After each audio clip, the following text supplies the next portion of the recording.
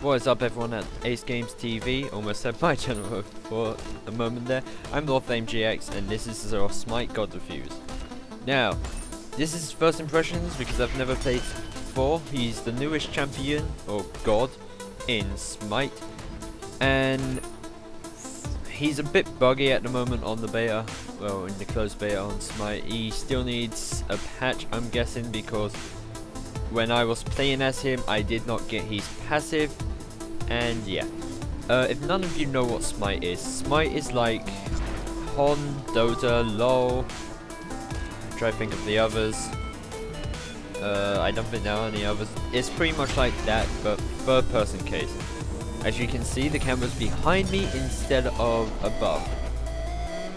This is a great new scheme they have here for a MOBA, and I like it. Smite is definitely my MOBA. I'm not really into LOL, Hon or Dota, so Smite's really my choice on the MOBA, and I have a lot of fun with it. It's currently in a closed beta where everyone can pretty much get in. It's ridiculous. So yeah, what I'm gonna do now is pretty much tell you Thor's abilities and what they can do. Okay, Thor's main passive ability is Warrior's Madness. This means Thor gains 20% physical damage for each enemy god within 30 feet. It only stacks up to 3, but right now it's still buggy because sometimes it doesn't even activate. So it kind of like turns on and turns off, so I can't really help on that. They need to fix that soon, I hope, because that's a really good choice. If any of you are wondering, Thor is a DPS tank. I think they need to change the auto build for him though, because the auto build is way too expensive and you're not getting any items. You're rarely getting any items. You're gonna need to farm a lot on minions and on the jungle minions as well. So I would recommend using your own build for yourself. What you mainly need is physical damage and attack speed and protection. As Thor's a god, of course he's a god, everyone in this game is a god. Thor's mainly a tank, so definitely get his protection up and a small bit of damage so he can mainly tank everything for you. Now on to the next one. The first ability you will get in auto level, what I mainly choose is, because it's easier, I don't have to keep going, is Berserk Berserk Barrage. I don't know, it's I'm sorry if I'm dyslexic, but pretty much what this Berserk does is pretty much you spin with your hammer, doing 20, 35, 50, 65, 80 damage to any enemies, and plus it gets a 25% physical damage the more times you hit. So pretty much that means you keep an enemy in the circle and you'll be going good. What I also recommend is, if you're doing this, I would not recommend, I think it's called the Hand of Wrath or something, but pretty much Hand of Wrath is an ability you can buy that will destroy nearby minions instantly, or at least cause a massive amount of damage destroying them. Why Thor is in Berserk mode as well, he is also immune to knockdowns and slows during the time. It does cost 70, 75, 80, 85 mana as it goes, and has a cooldown of 135 seconds. Now I don't really like that type of cooldown because I say it's too long. It does take a while for Thor to get that ability out, and he doesn't have really fast abilities anyway, and his attack strength's not as powerful against champs as it needs to be, so Thor definitely needs upgrades. His second ability is what I call the Boomerang Hammer. This ability is really good because this is his range attack for him.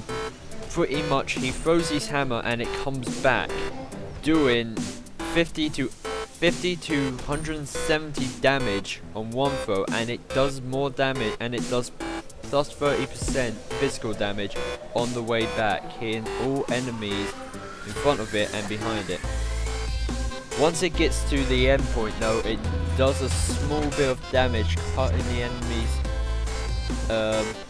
health down in half, at least, normally.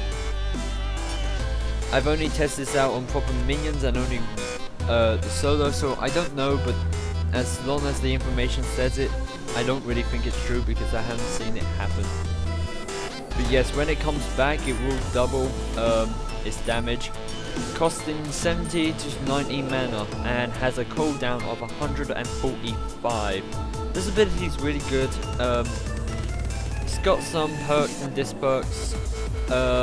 What any of you don't realize is, because I didn't realize it because I'm dumb, you still have your hammer in your hand when you throw it, so you can still attack.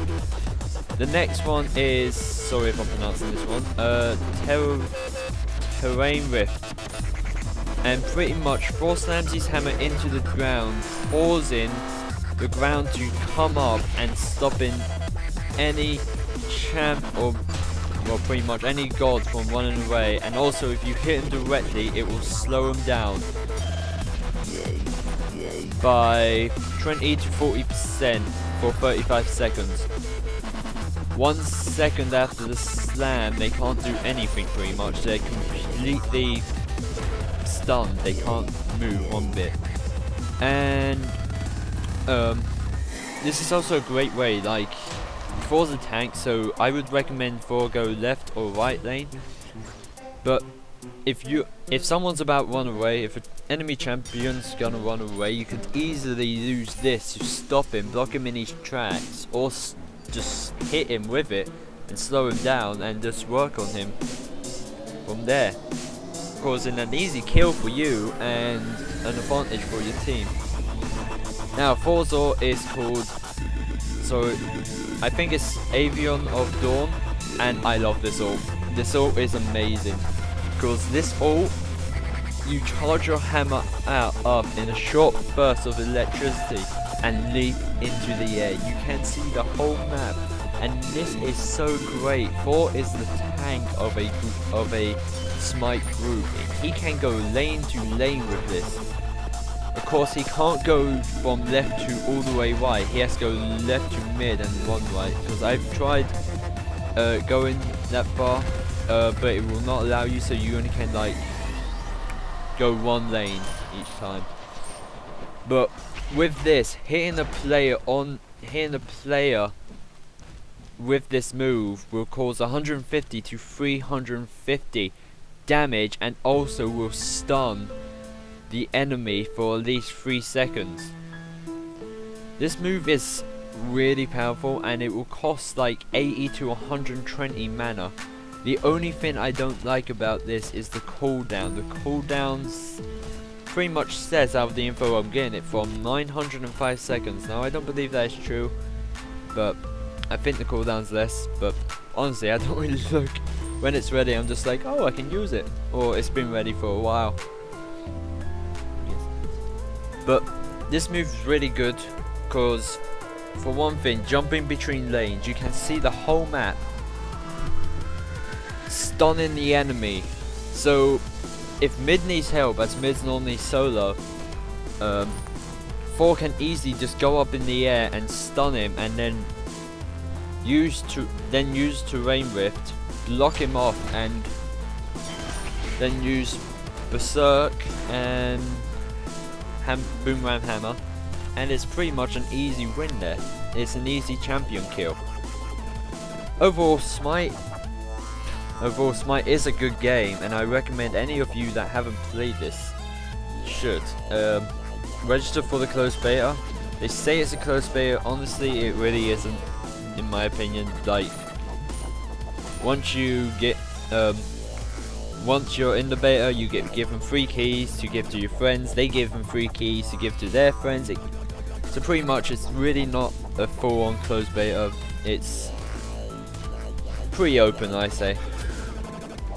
But yeah, to tactics I would definitely use is do not go with auto items, buy your own stuff, because the auto items already purchase like really late game stuff on early game, and you don't really want that. You want early game then purchase late game, sell your early game stuff and get late game stuff. That's what you really want. Honestly, in my opinion, Thor does need patching because certain bugs have come up. Like, he needs patched on the items because they're just too high end, they're just too late game items. He needs patching on his War of Madness passive ability because sometimes it doesn't even happen. And that's a huge ability, gain 20 physical power for each enemy god within 30 feet. And it's stacked up to 3. That's a really huge bonus to have. Recommend the auto level is good enough, but if you do want to go non-auto level, you can if you want. I'm gonna go auto level 4 because it does give me the stuff I want. So overall, 4, good counter, good champion. I'm not really into the melee range, I'm into the long distance range, so in my opinion I would have to at least give for I'll say 9 out of 10 for champion wise. He needs patching, but he could literally become a very strong champion and a tough opponent to beat. Thor is so far not available as a free to play character yet. He costs 5,500 favorite points and 200 gems. If you don't know what gems are, they are the real money in the game. But you can easily save up enough favorite points. So until next time, I've been LordFlame, and this has been my first Smite review champion. I'm thinking saying God, but champion, you know, it's just, yeah. So this has been my first Smite God review, so thanks for watching. Gives it a thumbs up, always helps, and I'll see you next time.